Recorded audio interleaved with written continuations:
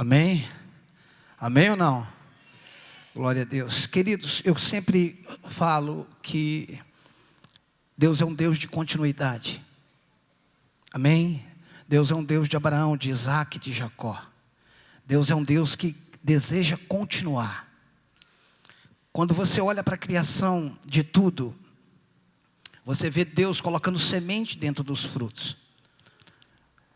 Para que a semente, para que o fruto libere a continuidade, para que a semente continue. Então Deus, Ele criou você de uma forma contínua. Deus criou você para que depois de você, alguém continuasse. Existe uma palavra chamada legado. Diga comigo, legado. O que é um legado, queridos? O legado é uma disposição feita em um testamento para benefício de outra pessoa. Isso é uma das definições de legado. É deixar algo de valor ou não para outra pessoa. A palavra legado, ela vem do latim.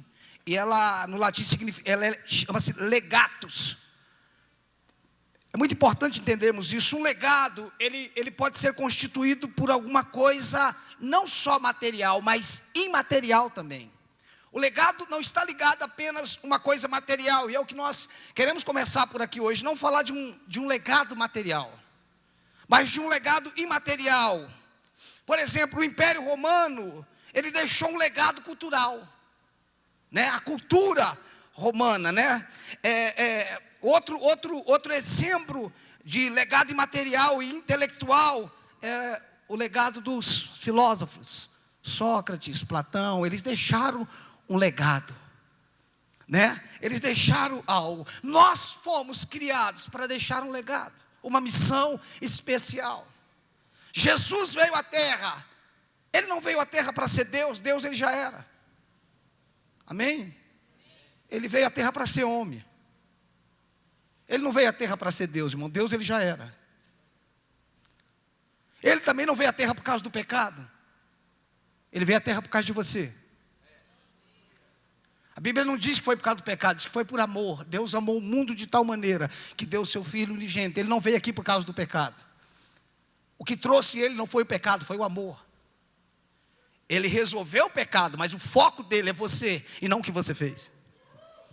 Você está entendendo isso? Escute, queridos, quando o nosso foco está errado, nós nunca solucionamos o problema. Você deveria notar isso. Você não vai resolver algo se o foco tiver. Você não vai resolver a doença se o seu foco estiver na doença. Você só cura a doença, você só resolve a doença se o seu foco estiver na cura. Você não vai resolver o problema do pecado focando no pecado. Você só vai resolver o problema do pecado focando em Jesus. É isso que faz a diferença. Você está entendendo? Abre a tua Bíblia no livro de 1 Samuel. Ah, Jesus.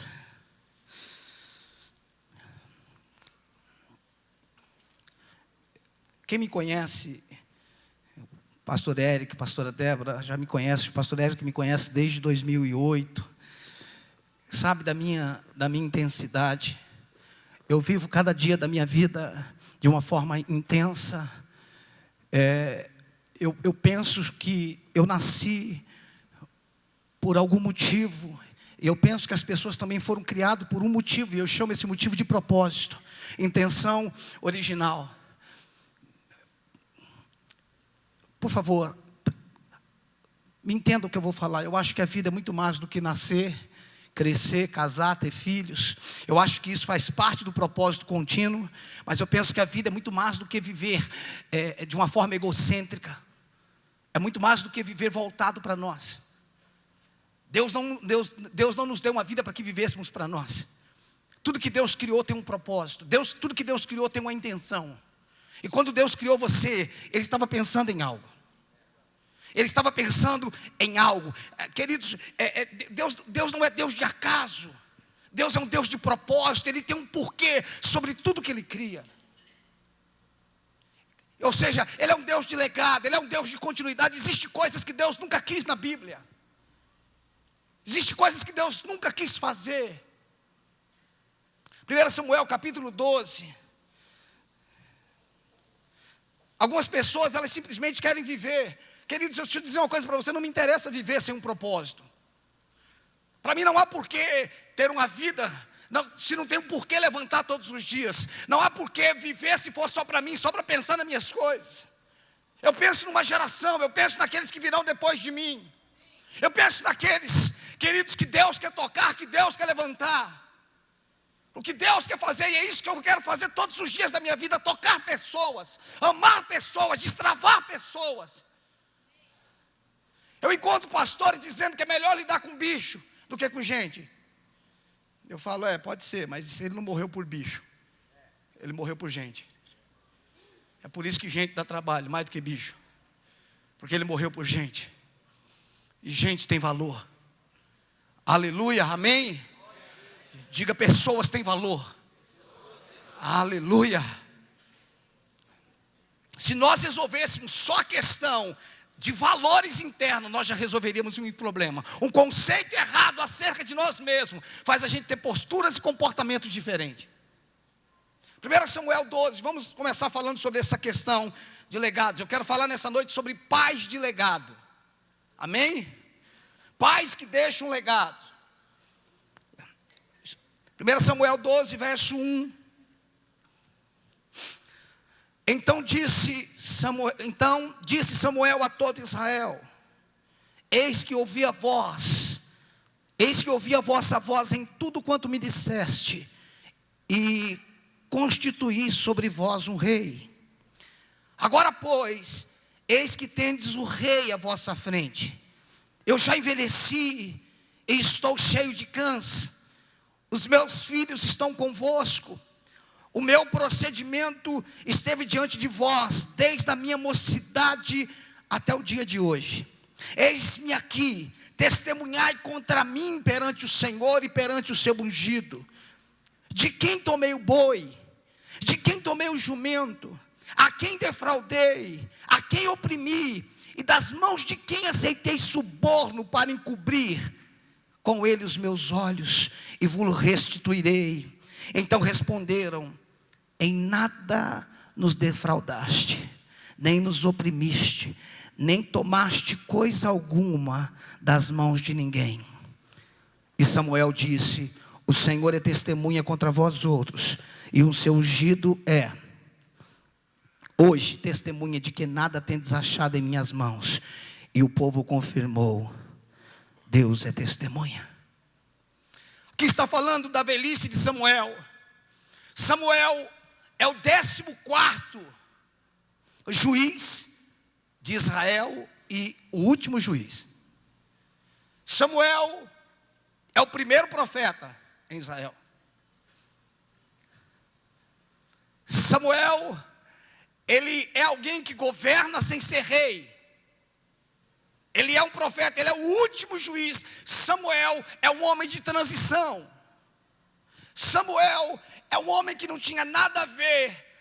Ele não tinha uma origem sacerdotal. Porém, ele nasceu para substituir os filhos de Eli que estavam perdidos. E quando ele nasce, através da sua mãe, que era estéril, não podia ter filhos, ela faz um voto ao Senhor, e Deus entrega Samuel a ela, e ela, depois que ele desmama, ela entrega ele ao templo, e ele é criado com o sacerdote Eli. Eli que tinha 2 filhos, Hofni e Finéias. Os 2 filhos não faziam caso do Senhor, e dentro desse contexto, Samuel, ele é criado, olhando para aquela casa destruída, olhando para Eli, que era um homem que já não tinha mais visão, era um homem que já não ouvia mais o Senhor. Porém, eu gosto muito de Eli, porque Eli, ele ensina uma das coisas mais importantes na vida de alguém, ou que um discipulador, ou que um mentor, ou como você queira chamar, alguém pode ensinar. Ele ensinou Samuel a ouvir Deus. É uma das coisas mais importantes que nós podemos ensinar a alguém. Ensinar as pessoas a ouvir Deus. Porque você nem sempre vai ter o teu líder por perto, mas sempre Deus estará com você. Amém? É a coisa mais importante que nós podemos ensinar. Então, Samuel cresce naquela casa e Deus rejeita, chama os filhos de Eli como filhos de Belial. Meu foco não é os filhos de Eli, nem tampouco Eli, só estou trazendo um contexto. E ele cresce nisso, vendo aquela casa destruída. E na minha cabeça é como se Samuel falasse o seguinte: eu nunca vou fazer isso, eu nunca vou desenvolver isso, eu nunca vou errar dessa forma. E é assim que ele cresce. Quando os filhos de Eli morrem, Hofni e Finéias, Eli morre no mesmo dia. E a partir daquele momento, Deus levanta Samuel como juiz em Israel. E agora, Samuel cresce. A Bíblia, ela não traz muitos detalhes do casamento dele, do detalhe da vida dele, do crescimento, de quando ele casou, o nome da esposa dele. A Bíblia não relata isso. Porém, passado alguns anos, já envelhecendo, os anciãos de Israel vêm até Samuel e pedem um rei. Eles pedem um rei, queridos, não porque simplesmente queria ser como as outras nações, ainda que isso está escrito, nós queremos um rei como todas as outras nações.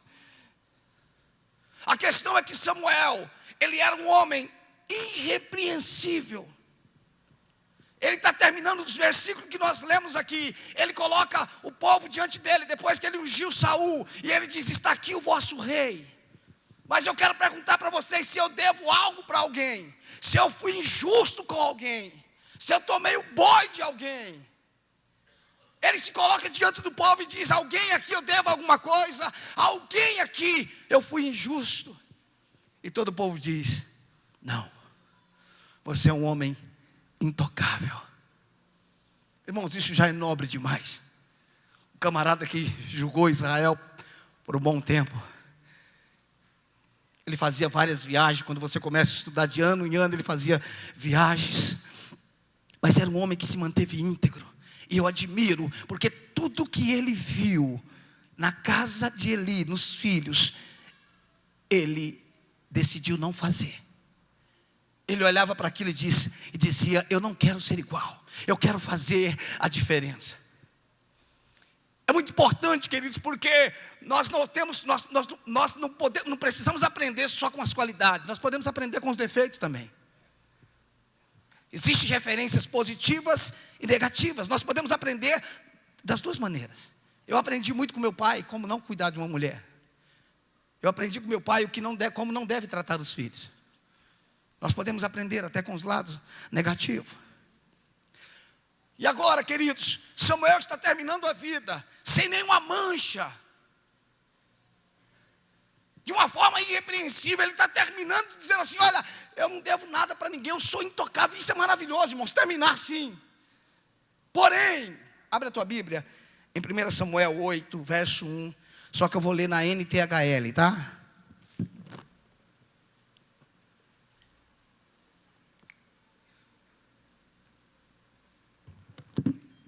NTHL.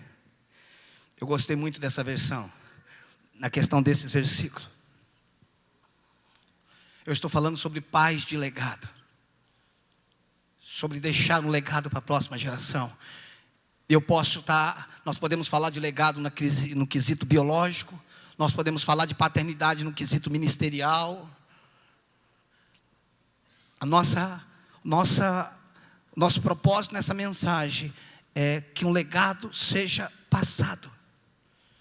Muito mais do que encher uma igreja, muito mais do que ter uma igreja grande, é despertar nessa geração o anseio pela presença de Deus, por continuar, por saber que Deus quer levantar uma nova geração, ou uma próxima geração, que Deus quer levantar pessoas apaixonadas, pessoas que almejam e anseiam Ele mais do que todas as coisas, pessoas que investem tempos com Ele e com pessoas. Olha o que aqui diz, 1 Samuel, capítulo 8, do 1 ao 5, eu vou ler na NTHL. Quando Samuel ficou velho, pôs os seus filhos como juízes de Israel. O seu filho mais velho se chamava Joel, e o mais novo, Abias. Eles eram juízes na cidade de Berseba, porém, não seguiram o exemplo do pai. Estavam interessados somente em ganhar dinheiro. Na NTHL está dizendo assim, somente em ganhar dinheiro. Aceitava dinheiro por fora. Você está falando daquela época ou de agora, gente? Não sei, confundi agora. Eles aceitavam dinheiro por fora e não decidiam os casos com justiça. Então, todos os líderes de Israel se reuniram e foram falar com Samuel em Ramá. E eles disseram: olhe, você já está ficando velho, e os seus filhos não seguem o seu exemplo. Diga comigo, exemplo. Uma coisa é ministério, queridos. A minha filha não precisa, ou provavelmente não tem o ministério que eu tenho. Os nossos filhos às vezes, mas eu não estou falando de ministério, eu estou falando de exemplo. Eu estou falando de ter o mesmo espírito. Uma coisa é ter um ministério diferente, outra coisa é não ter o exemplo. Eles não seguem o seu exemplo, por isso, eles estão dizendo, por isso, esse é o motivo que queremos que nos arranje um rei para nos governar, como acontece com outros países. Israel pede um rei, porque os filhos de Samuel não eram igual a ele. Está dizendo, Samuel, você é um cara muito bom, você é um exemplo, você é intocável, mas os seus filhos não receberam o seu legado. O que me faz entender que Samuel, ele pensou nele, mas ele não pensou nos seus filhos. Ele não conseguiu gerar o que ele era nos seus filhos. Ele não conseguiu, irmãos, partilhar do caráter. Olhe para mim, queridos. Às vezes, tudo que nós queremos para os nossos filhos é que eles sejam bem-sucedidos. Tudo que nós queremos para os nossos filhos é que eles tenham uma estabilidade financeira. Tudo que nós queremos é que os nossos filhos desenvolvam faculdades e tantas outras coisas. Nós estamos preocupados com o bem-estar deles. Isso tem o seu lugar, estudar e tantas outras coisas. Mas a impressão que eu tenho é que essa geração se preocupa com a vida natural do filho, mas não se preocupa com a vida espiritual. A impressão que eu tenho é que nós estamos preparando os nossos filhos para ser bem-sucedidos na terra e não para manifestar os céus. Nós estamos preocupados com o que os nossos filhos vão ser na sociedade, como que eles vão viver, com quem que eles vão casar, qual o nível financeiro que eles vão ter, como se nós soubéssemos o que é melhor para eles. E aí nós temos filhos de sucesso, mas não temos legado. Nós não temos pessoas que vão continuar. Os nossos púlpitos já não desperta mais, já não atrai mais. Por quê, queridos? Porque nós não temos transmitido a alegria, o prazer. Nós não temos conseguido transferir o prazer do ministério, a alegria de poder servir ao Senhor. Escute, queridos, o que está acontecendo aqui não é algo simples. Os filhos de Samuel somem da história. E agora tem que se levantar um rei. O que era um rei, irmãos? Era um líder.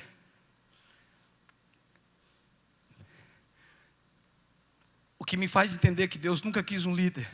Deus sempre quis que os filhos continuassem. Deus não quer líderes. Deus quer filhos. A palavra líder não aparece na Bíblia em lugar nenhum. O que tem em toda a Bíblia é liderança. Liderança é exercício. A palavra líder não aparece. O maior líder do Antigo Testamento é Moisés, mas a palavra líder não aparece. Existe liderança. Você está entendendo isso agora, queridos? Ele está dizendo, os seus filhos não andam no seu caminho. Eles não estão dizendo, ele não tem o seu ministério. Eles estão dizendo, eles não têm o espírito que você tem. Samuel decidiu não ser nada do que Hofni e Finéias eram. Ele decidiu ter uma vida irrepreensível. Às vezes, queridos, tudo que nós pensamos é ter uma vida bem-sucedida. A questão não é se eu tive um ministério bem-sucedido. A questão é quem foi que eu toquei, quem foi que eu despertei, quem foi que eu gestei. Quem foi que eu consegui tocar? Muitas vezes, queridos, nós não conseguimos tocar ninguém, porque às vezes nós estamos pensando só em nós. É muito bom terminar de uma forma intocável. Mas é muito bom quando você está no final da vida e vê os seus filhos.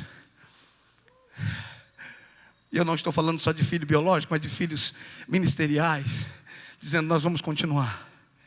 Nós recebemos um coração.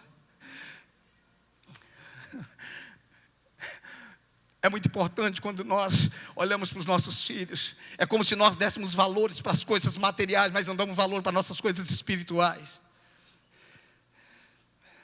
É como se nós estivéssemos preocupados se eles estudaram para a prova, mas nós não estamos preocupados se eles oraram. Nós estamos preocupados se eles estudaram para o Enem, mas nós não estamos preocupados se ele leu a Bíblia. Eu não estou substituindo nada, queridos. Eu entendo o valor. A minha filha vai fazer prova no final do ano, vai para a faculdade ano que vem. Mas escute uma coisa, eu não sei o que é melhor para ela. Só Deus que a criou sabe qual é o melhor para ela. Escute, queridos, nós só conseguimos manifestar os céus na terra se o nosso coração estiver nos céus.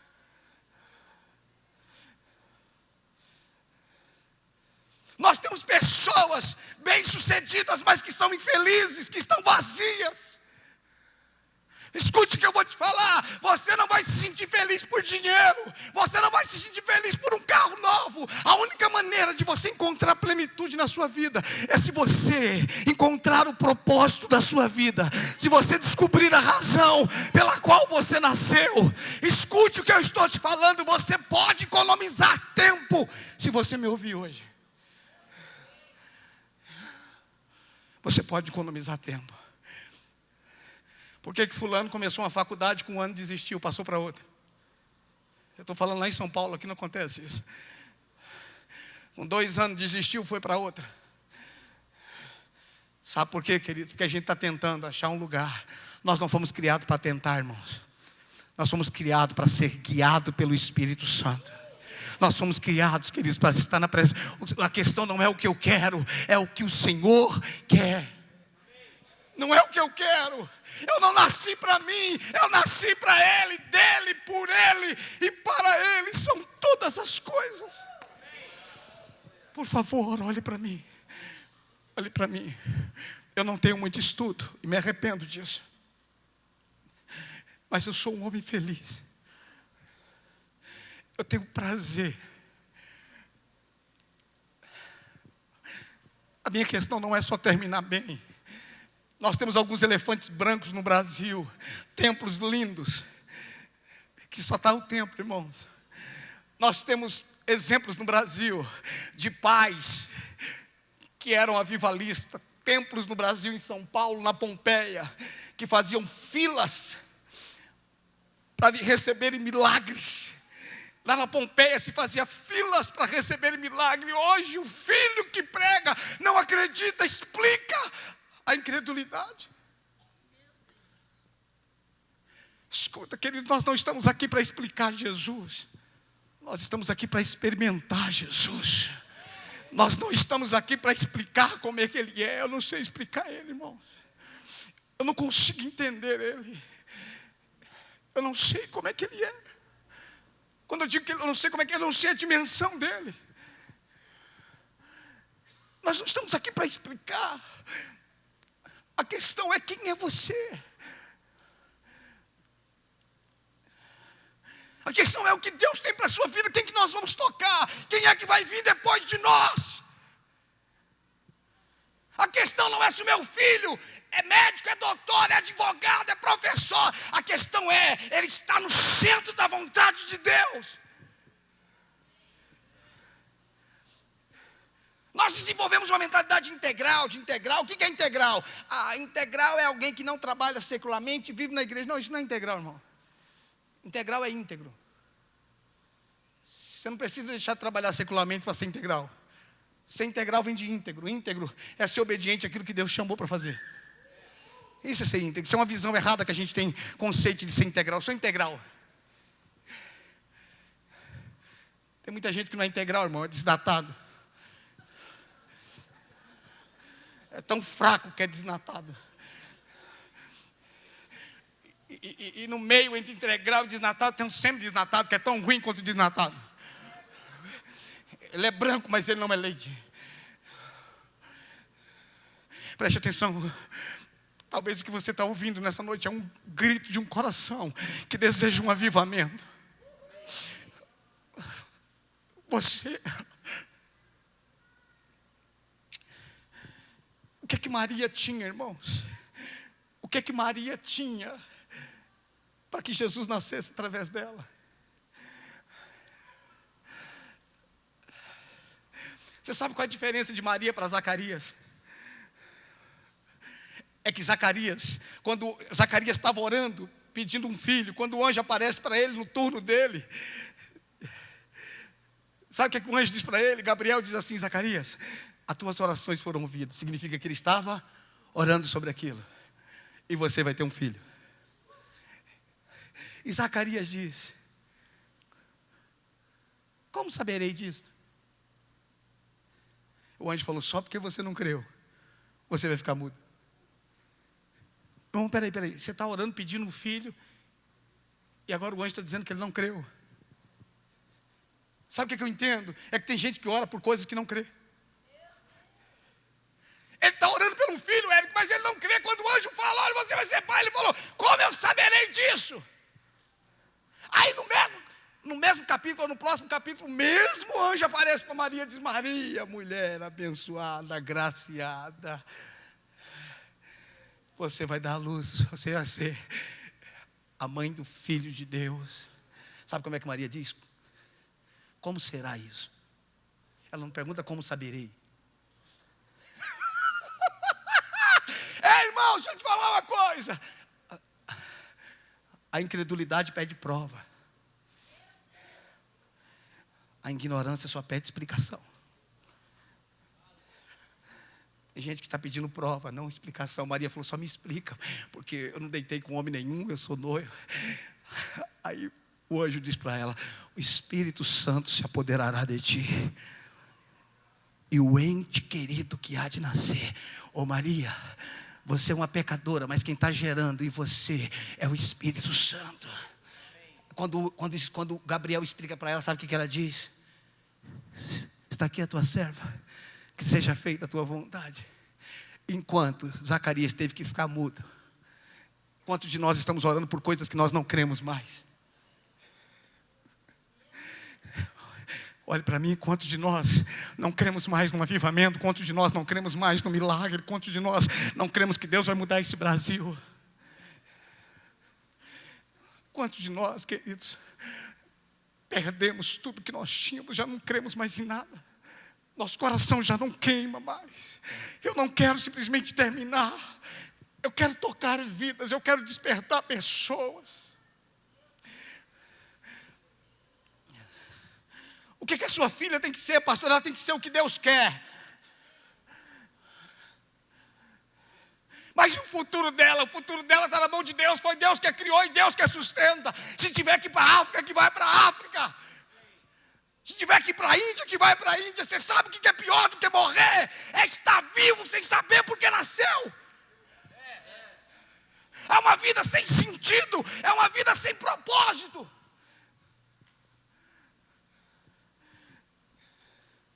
E aí, queridos, nós não entendemos. Nós não entendemos porque o vazio está tomando conta das pessoas. Por que as pessoas dentro da igreja estão vazias? Porque elas se preencheram de coisas que não tinham a ver com o Senhor. Samuel viu o exemplo da casa. Ele mudou a vida dele, mas ele não conseguiu mudar os seus filhos.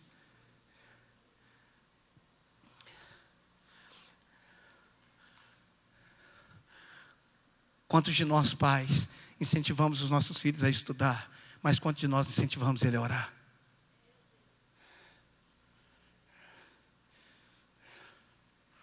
Quantos de nós vemos se ele está estudando, ele é um menino esforçado, mas se ele está orando, isso não vai dar em nada.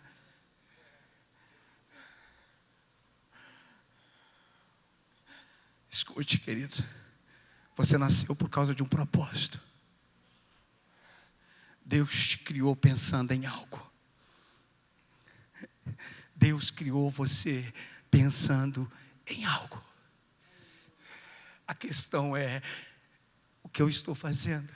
Maria foi o útero de Jesus. Você sabe, irmãos, Maria encontrou graça, ela foi o útero, ela trouxe vida a Jesus. Você é um útero ministerial, você é um útero espiritual. Existe uma conexão entre os pais e os filhos. Essa é a ideia de Deus. Quando isso é interrompido, Deus começa através de Saul, que depois era para ser Jonathan. Aí entra Davi, e depois vai Salomão. Você está entendendo a ideia de Deus? É filhos, é continuar. A ideia, queridos, é que a próxima geração receba um legado. É que a próxima geração tenha para onde olhar e falar: eu quero isso. Eu quero viver assim, eu quero beber disso. Eu quero viver o que Deus tem para mim. Quando você olha para pessoas como John Wesley, Susan Wesley, quando perguntaram para eles o que a mãe de vocês ensinou, uma mulher que tinha, se eu não me engano, 7 filhos, eu não me lembro agora, cada noite ela sentava com um filho, ela fazia uma noite com cada filho, irmãos. Quando perguntaram para Wesley, o que a sua mãe te ensinou? Ele falou: nossa mãe nos ensinou muitas coisas, mas nós não fazemos nada do que ela nos ensinou, nós só fazemos o que ela fazia. Ela orava 3 vezes por dia, e nós oramos 3 vezes por dia. Nós estamos achando que criar filho é criar na igreja, irmãos. Ensina o caminho, o teu filho no caminho que deve andar. A gente acha que é trazer para a igreja e mandar para a salinha. Ensina o teu filho no caminho que deve andar, é dentro de casa. É quando ele vê a gente orando. É quando eles se apaixonam pelo Deus do Pai. É quando eles conseguem ver um legado, eles conseguem olhar para o Pai e ver que tem um legado, eu tenho uma missão, meu pai me passou isso. Nós precisamos de homens e mulheres que inspiram. Nós precisamos de pessoas que nos inspiram. Nós precisamos de pessoas que nos despertam, queridos. Como seria a história se os filhos de Samuel continuassem? Como seria se eles fossem o exemplo? Como é que seria essa história? Eles desapareceram, eu não sei o que aconteceu com eles. Eles desapareceram porque o coração deles estava errado. Os seus pais tinham um coração correto, mas os filhos penderam para outra coisa. Não há sucesso sem sucessor, irmãos. Não há sucesso sem sucessor, porque quando você morre, tudo acaba. Você sabe que até hoje, quando eu vou comprar uma passagem, às vezes, ou quando eu vou fazer alguma coisa, eles pedem o nome da minha mãe já está morta. Já faz muito tempo. Eu ainda tenho que ensinar o nome. Por quê? Porque você é continuidade. A questão não é se nós vamos ser bem-sucedidas, se nós tivermos um ministério de sucesso, se nós tivermos, a questão é o que vai acontecer depois de nós. Quem vai vir? Queridos, nós não recebemos legado. Ninguém me deu um legado, irmãos. Porque eu penso que essa corrida é uma corrida de revezamento, troca de bastão. Eu penso que nós estamos numa corrida, mas ninguém me passou o bastão, irmão. Aliás, ninguém me falou nem que era uma corrida e nem que tinha bastão. Nunca ninguém me disse: queridos, corre aí que tem um bastão. Irmãos, alguém ficou com bastão lá atrás. E a igreja está atrasada. E nós estamos vivendo como se fosse viver a eternidade aqui. Deixa eu te falar, Jesus está voltando. Jesus está voltando.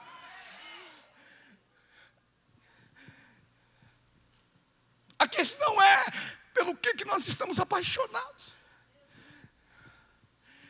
Não, pastor, o problema é o pecado. Não, o problema não é o pecado, não. problema é a ausência de Cristo. O problema não é pecado não, irmãos. O problema, Sodoma e Gomorra, irmãos, era terrível, mas tinha um justo lá. Enquanto tinha um justo, Deus falou: eu não posso destruir enquanto tiver um justo lá. Então o que destrói a cidade não é o pecado, é a ausência de justo. Se tiver um justo, eu não vou destruir. O que está destruindo, queridos, sabe por que a gente passa mais tempo aqui? Olha para mim. Porque a gente ama mais isso daqui. Se a gente passasse tantas horas em oração, como nós passamos com o WhatsApp, nós já teríamos tido um avivamento. Se nós passássemos tempo com Cristo, como nós passamos nas redes sociais, nós já teríamos tido um avivamento. Escute, eu tenho certeza, Deus quer levantar pessoas, Deus quer incendiar pessoas nesse tempo. Escute, Deus criou você e você não sabe quem você é. Nós somos um útero para a próxima geração. Irmãos, nós poderíamos ficar tempo aqui explicando sobre próxima geração. Legados que homens lá atrás deixaram. Escute, queridos, o teto da geração passada tem que ser o nosso piso. Nós começamos de onde eles paramos, de onde eles pararam. As verdades, por exemplo, a verdade que para nós é tão simples hoje, que quando nós reconhecemos Cristo, nós estamos salvos. Isso é simples para nós hoje, lá atrás não era simples. Ninguém acreditava dessa forma. Batismo do Espírito Santo, orar em línguas, que para nós, não para todo mundo, mas que para nós é simples, lá atrás não era. Muitas igrejas ainda têm problemas sobre a questão da oração em línguas. Houve homens lá atrás que morreram porque acreditaram na cura e nos milagres. E sabe o que aconteceu? Nós perdemos essa herança. Curas e milagres era normal lá atrás e nós perdemos, porque nós não pegamos o bastão. Quando Saul perdeu a visão, ele morreu, o seu filho morreu e o seu neto ficou aleijado. Está vendo a geração? O pai perde a visão, Jonathan morre e Mefibosete é aleijado. Você sabe por que os filhos estão morrendo? Porque os pais perderam a visão. Porque os pais perderam a visão dos céus e estão com a visão da terra. Nós estamos embriagados com os títulos. Meu filho é isso, meu filho é aquilo, meu filho é aquilo. Pelo amor de Deus, queridos, eu entendo tudo isso, pelo amor de Deus. Mas a minha questão não é que o seu filho é, eu só quero saber se o que ele é a vontade de Deus para ele.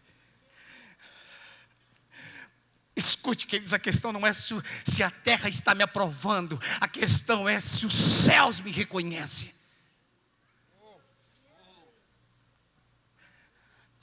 A questão, Jerry, não é se no final você foi um homem conhecido. A questão é se no final você foi aprovado. A questão não é se você é um homem do povo, a questão é se você é um homem e uma mulher de Deus. O que nós precisamos, queridos, é amar Deus a tal ponto. Nós precisamos subir num púlpito e as pessoas olharem: aquele cara é apaixonado por Jesus, o meu pai é apaixonado por Jesus, a minha mãe ama Jesus, eu quero viver o que eles vivem. Nós temos um exemplo na Bíblia de Ruth, não é isso? Os filhos de Noemi morreram, Malom e Quilion, e ela libera as suas noras para ir embora, Orfa e Ruth, não é isso? E começa aquele negócio: vai, não vai, vai, não vai, vai, não vai. Irmãos, eu acho que aquilo é fantástico, porque Orfa, ela depois de um pouquinho de insistência, ela falou: então vou buscar o marido, vou casar e viver minha vida. Por isso que ela ficou órfã, mas nunca mais a gente ouviu falar dela. Eu não sei nem o que aconteceu com Orfa, alguém tem notícia dela aí? Mas sabe o que é que Ruth diz? Não me insista que eu te deixe. Irmão, não estou falando do marido de uma mulher, eu estou falando de uma nora e de uma sogra, Eric. Pensa comigo, irmão, estou falando de nora e sogra. Só Deus, irmão. Aquele momento poderia ser a libertação. Aquele momento poderia ser a libertação de Ruth, mas ela diz: não insista que eu te deixe. O teu Deus será o meu Deus.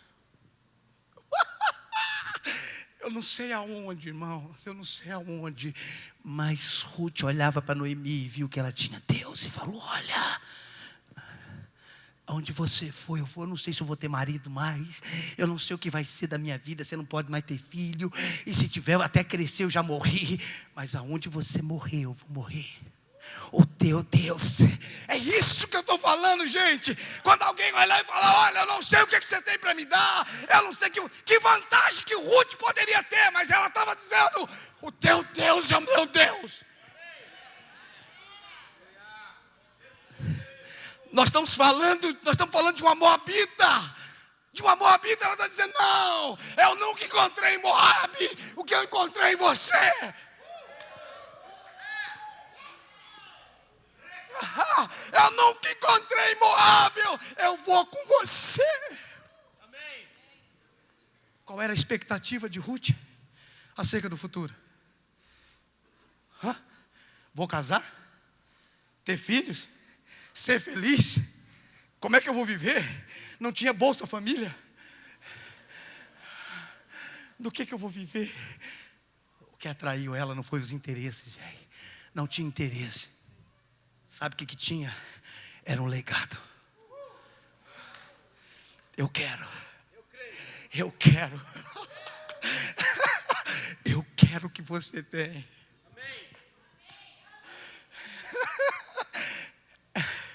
O que essa geração precisa, irmãos, é disso. Mas nós precisamos inspirar. Nós precisamos inspirar.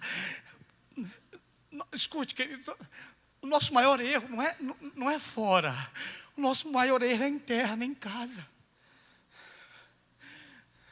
O nosso maior erro. Nós temos falhado dentro de casa, irmãos. Nós não sentamos mais à mesa para comer.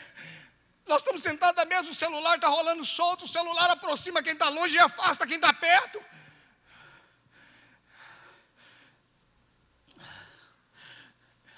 Irmãos, eu já disse aqui, mas deixa eu repetir. Eu já estou indo para a reta final. Deixa eu te falar uma coisa. Eu sonho com um dia, irmãos. Se você me vê orando na mesa, eu sei, eu não tenho problema de dizer simplesmente para alimentar, amém. Eu sei que está abençoado. Eu sei disso, mas quando eu estou à mesa, irmãos, eu digo: Senhor, abençoe esse alimento. O lar do órfão, da viúva. Eu creio. Você pode ter um avivamento do jeito que você quiser, irmão. O problema é seu. Mas eu creio que um avivamento pode vir na mesa. Os nossos filhos à mesa, onde o alimento vai esfriar e encher de lágrimas, porque a glória de Deus, escute, eu creio num avivamento que vai começar dentro de casa.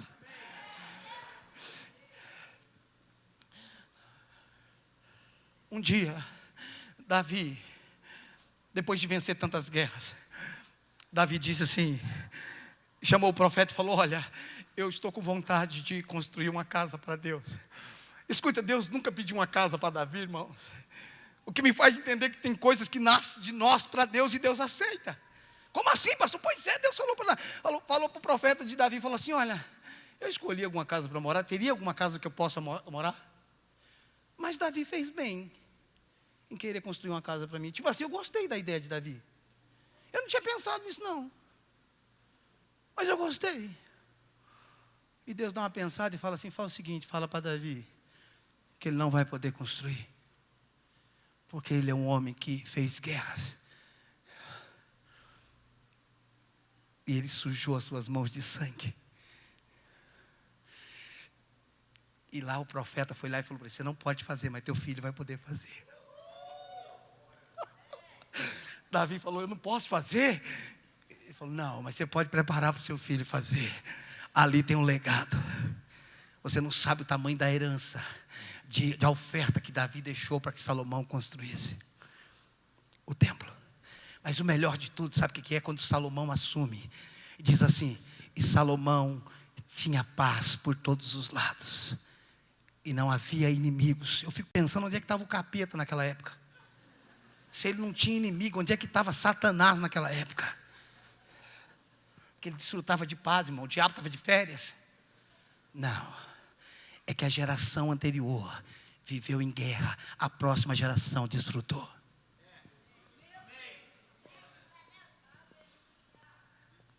Quando nós decidimos enfrentar guerras nessa geração, a próxima geração desfruta. Você está entendendo isso? Isso é legado. O Salomão dizia: eu estou em paz. Por quê? Porque meu pai viveu em guerra. Alguém antes de mim chorou, eu posso sorrir. Irmão, se Jesus voltar nessa geração, amém. Mas se Ele não voltar, nós temos que preparar o caminho para a próxima geração.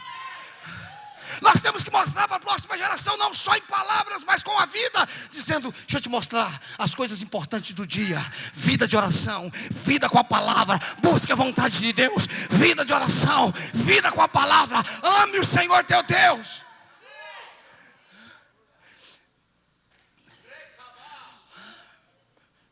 Deixa eu te falar uma coisa, pai. Se você ensinar teu filho a amar a Deus, ele nunca vai sofrer. Quando eu digo sofrer, ele nunca vai ter falta de alimento, de comida. Ele nunca vai passar necessidade.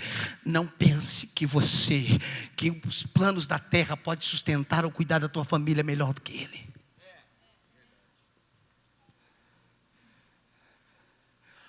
Nós nascemos por um propósito. A questão é nós, pai, estamos dentro do propósito.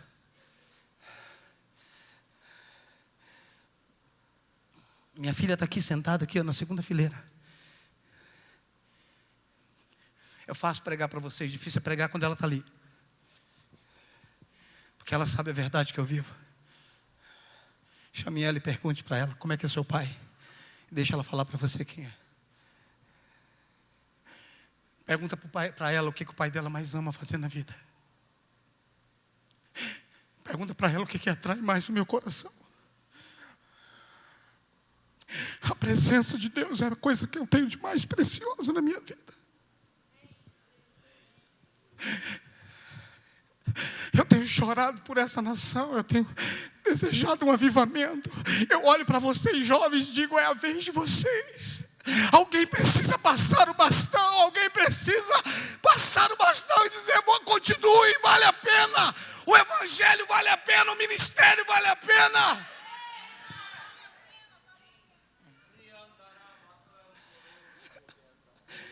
Perguntaram para Billy Graham qual é o seu maior arrependimento. Ele está no final da vida com mal de Parkinson. E ele falou: meu maior arrependimento. Ele ganhou milhões de almas. Ele disse: meu maior arrependimento foi não ter formado 10 Billy Graham. Ele não passou o legado. Ele não passou o bastão.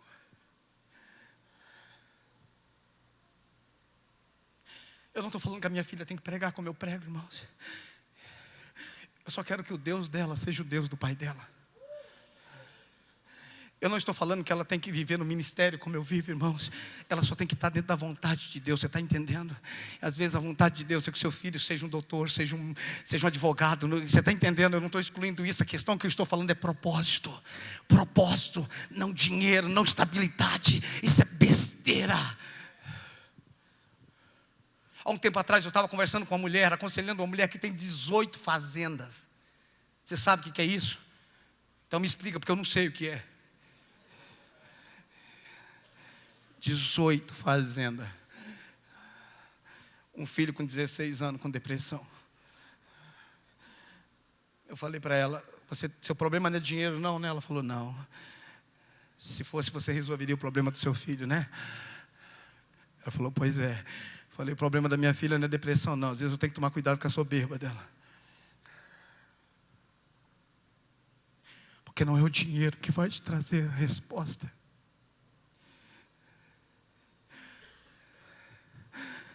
O que vai te trazer plenitude é a presença dele.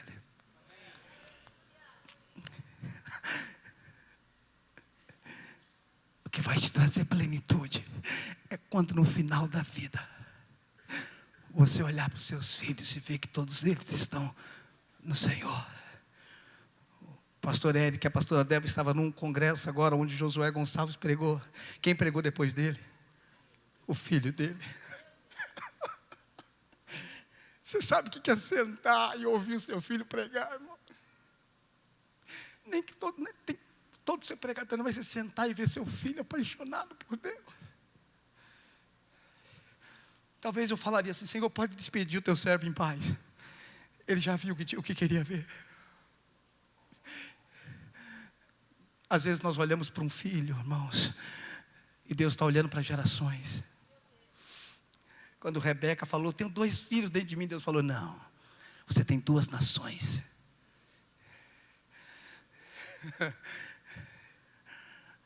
Você pode achar que é uma vida, você pode achar que é uma pessoa, e Deus pode olhar para você e falar, não, você é uma Kathleen Kuhlman que eu vou levantar.